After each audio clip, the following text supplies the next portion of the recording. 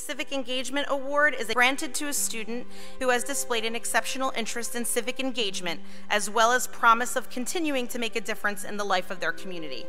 This award was open to students across the country.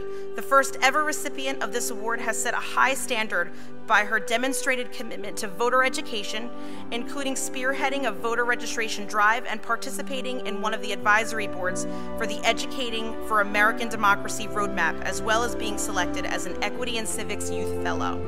In an unprecedented time in American politics, this student has exhibited great commitment to civic engagement that will help to pave a new way for preserving American democracy. Thanks to the nomination of AP Gov teacher Michael Martirone. Principal's Award for Civic Engagement goes to Raneen Rehani.